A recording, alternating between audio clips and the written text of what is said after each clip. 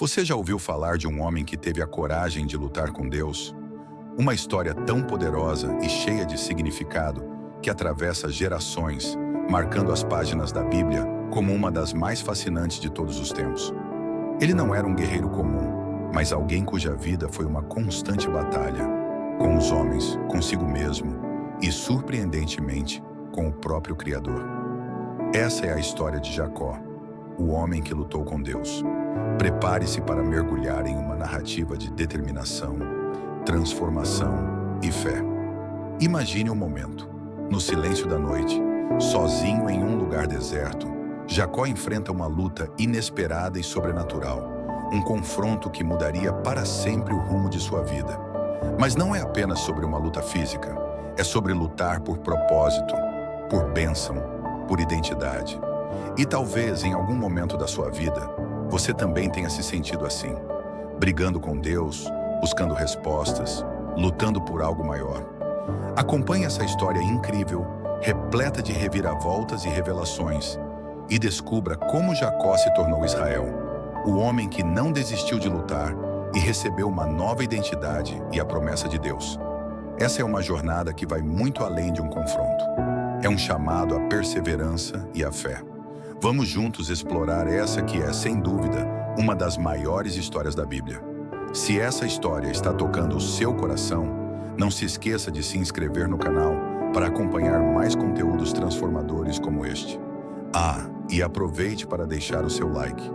Isso nos ajuda a levar essas mensagens a mais pessoas. Vamos juntos nessa jornada. Era um momento de grande expectativa na tenda de Isaac e Rebeca.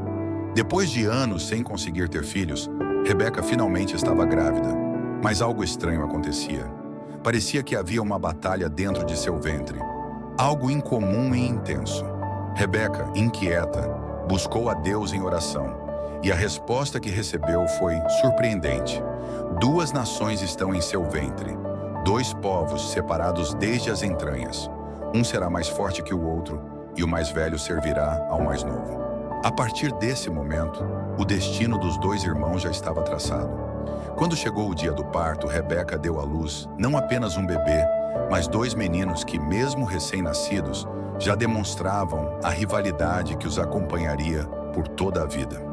Esaú veio primeiro. Sua pele era avermelhada e coberta de pelos, uma característica que o faria ser reconhecido como um caçador e homem do campo no futuro. Ele era o primogênito, o primeiro a respirar o ar do mundo. Mas o que aconteceu logo em seguida chamou ainda mais atenção.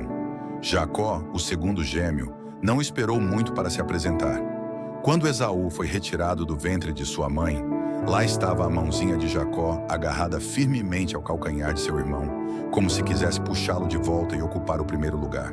Aquela imagem foi tão marcante que lhe deram o nome Jacó, que significa aquele que segura pelo calcanhar, ou aquele que suplanta. A cena era quase profética. Desde o nascimento, ficava evidente que Jacó era determinado e, de alguma forma, destinado a buscar o que parecia estar fora de seu alcance. Ele não aceitaria facilmente a segunda posição. Esaú, por outro lado, parecia ser o típico primogênito, robusto e imponente, alguém que naturalmente ocuparia o lugar de destaque. Mesmo assim, Deus tinha planos diferentes para eles.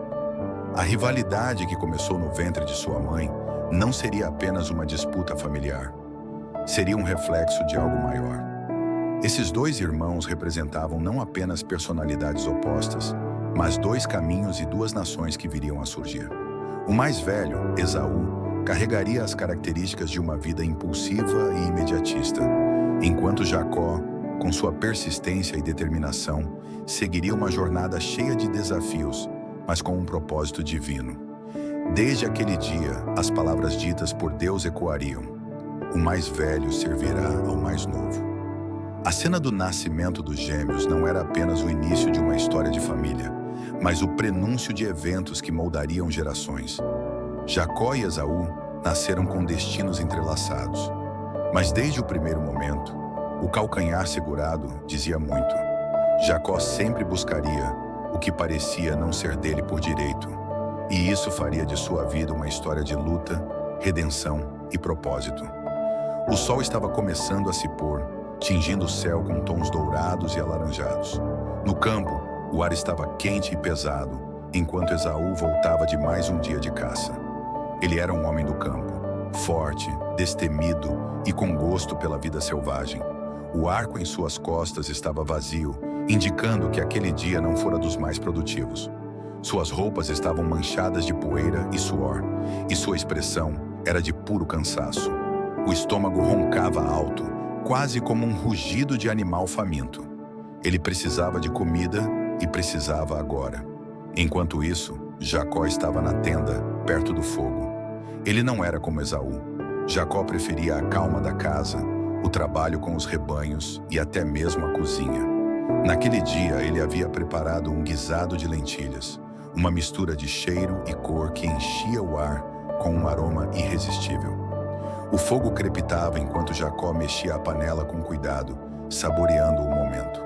Foi então que Esaú chegou, arfando e com a cabeça baixa. Ao sentir o cheiro das lentilhas, ele não pensou duas vezes e entrou apressado na tenda. "Rápido, me dê um pouco desse guisado", disse ele com a voz entrecortada pela fome. Jacó parou por um momento e olhou para o irmão. Ele sabia que Esaú tinha fome e sabia também que, em situações como essa, Esaú não pensava duas vezes antes de agir. Jacó era esperto, astuto e viu ali uma oportunidade. "Quer o guisado?", perguntou ele sem pressa, como quem já tinha um plano em mente. "Eu posso te dar, mas só se você me vender seu direito de primogenitura." Esaú ficou confuso. Direito de primogenitura? Aquilo parecia tão distante, tão insignificante perto da fome que o consumia naquele instante. Esse direito era algo dado ao filho mais velho, uma bênção especial que incluía herdar a maior parte dos bens da família e ser o líder espiritual. Mas para Esaú, naquele momento, isso não tinha importância. Ele precisava de comida e precisava agora. "De que me serve o direito de primogenitura se estou prestes a morrer de fome?", respondeu ele, com as palavras saindo rápidas e sem pensar. Jacó sabia que tinha vencido. "Jure primeiro", insistiu ele, querendo selar o acordo de forma definitiva. E assim Esaú, dominado pela fome e pela impulsividade, jurou. O prato de lentilhas foi colocado diante dele, e Esaú comeu com pressa, sem nem ao menos perceber que havia feito um dos negócios mais caros de sua vida. Enquanto Esaú devorava o guisado, Jacó observava em silêncio, satisfeito. Não era apenas uma troca de comida por um direito. Era o primeiro passo de Jacó rumo ao cumprimento do plano que Deus tinha para ele. Essa cena simples, de um prato de lentilhas e uma escolha impulsiva, marcaria o futuro de toda uma linhagem, provando que, às vezes, decisões tomadas no calor do momento podem ter consequências eternas. Esaú, depois de saciar sua fome, levantou-se e voltou à sua rotina, como se nada tivesse acontecido. Mas a história nunca mais seria a mesma.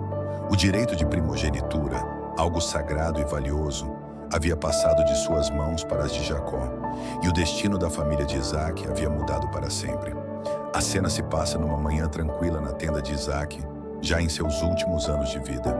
A luz do sol entrava pelas frestas, iluminando o rosto envelhecido do patriarca, cujos olhos haviam perdido a visão.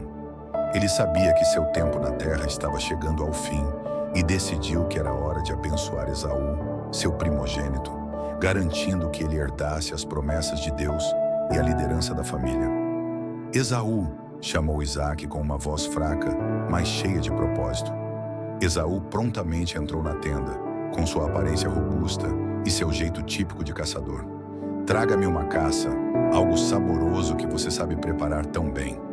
Depois de comer, eu darei a você minha bênção." Esaú, animado, pegou suas armas e saiu para o campo. Enquanto isso, do lado de fora, Rebeca havia escutado tudo. Ela sabia que Deus havia escolhido Jacó para ser o herdeiro das promessas e temia que a bênção fosse dada a Esaú. Determinada, ela se aproximou de Jacó e lhe contou o plano de Isaac. "Agora ouça o que eu vou dizer. Vá ao rebanho e traga 2 dos melhores cabritos. Eu prepararei um prato exatamente como seu pai gosta. Você levará a comida até ele e receberá a bênção no lugar de Esaú." Jacó hesitou. "Mas mãe, Esaú é peludo e eu sou liso. E se meu pai me tocar, ele vai perceber que sou um impostor e, em vez de me abençoar, pode me amaldiçoar. Rebeca, firme em sua decisão, respondeu: se isso acontecer, que a maldição caia sobre mim, meu filho. Apenas faça o que eu digo. Rapidamente Jacó trouxe os cabritos e Rebeca preparou a comida com habilidade. Mas ela sabia que apenas o prato não seria suficiente para enganar Isaque. Pegou as peles dos cabritos e as colocou nos braços e no pescoço de Jacó, cobrindo as partes lisas de sua pele. Depois vestiu Jacó com as roupas de Esaú, que tinham o cheiro característico do campo. Agora o disfarce estava completo. Com as mãos tremendo, Jacó pegou a comida e entrou na tenda de Isaque. O coração dele batia forte, mas ele precisava parecer confiante. Meu pai, disse Jacó, imitando a voz de Esaú. Isaque, desconfiado, perguntou: quem é você, meu filho? Sou Esaú, seu primogênito, respondeu Jacó, tentando esconder a tensão na voz. Fiz como me pediu. Sente-se e coma da caça para que possa me abençoar. Isaque estranhou. Como encontrou o animal tão rápido, meu filho? Foi o Senhor, o seu Deus, que me concedeu sucesso, mentiu Jacó, tentando sustentar o plano. Ainda desconfiado, Isaque pediu: venha mais perto para que eu possa tocar você e saber se é mesmo Esaú. O coração de Jacó quase parou. Ele se aproximou lentamente e Isaque tocou os braços e o pescoço cobertos pelas peles. A voz é de Jacó, mas as mãos são de Esaú, murmurou Isaque confuso. Por fim ele se convenceu. Depois de comer a refeição, Isaque chamou Jacó para mais perto. Ele o beijou e sentiu o cheiro das roupas de Esaú, o que afastou as últimas dúvidas. Então, com as mãos sobre Jacó, Isaque pronunciou a bênção poderosa. Que Deus lhe dê do orvalho do céu e da fertilidade da terra, trigo e vinho em abundância. Que povos o sirvam e nações se curvem diante de você. Seja senhor de seus irmãos e que os filhos de sua mãe se curvem diante de você. Malditos sejam os que o amaldiçoarem e benditos os que o abençoarem. Jacó saiu da tenda apressado, com o coração acelerado e uma mistura de alívio e medo.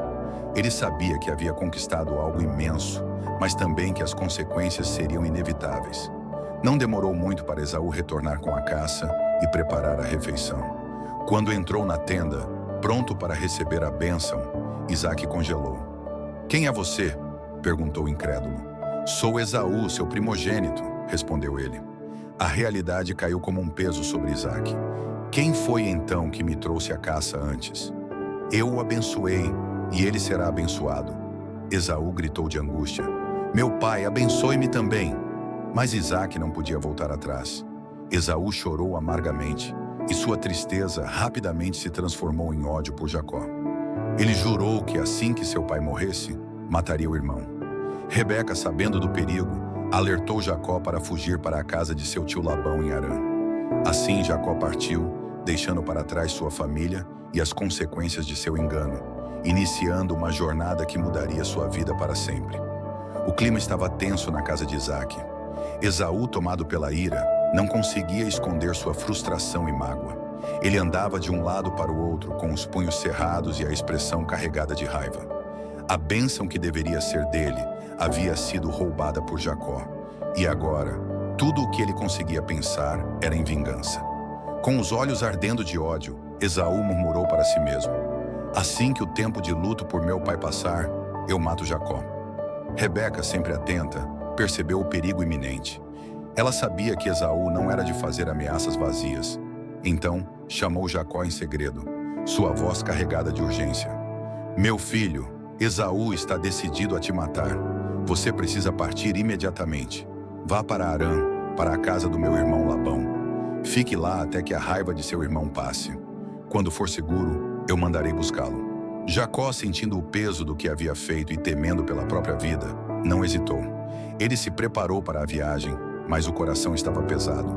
Ele sabia que estava deixando para trás não apenas sua casa e sua família, mas também o conforto e a segurança de tudo o que conhecia. Ele não sabia quanto tempo ficaria longe, nem se um dia retornaria.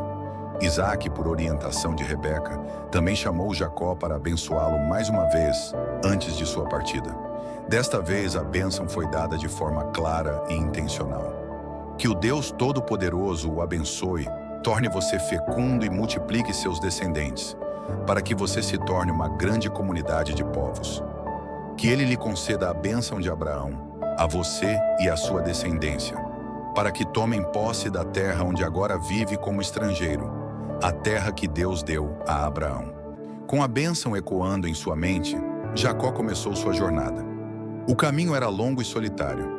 Cada passo parecia um lembrete das consequências de seus atos, mas também uma oportunidade de refletir sobre o futuro. Ele carregava poucas coisas consigo, uma bagagem simples e o peso de um coração inquieto.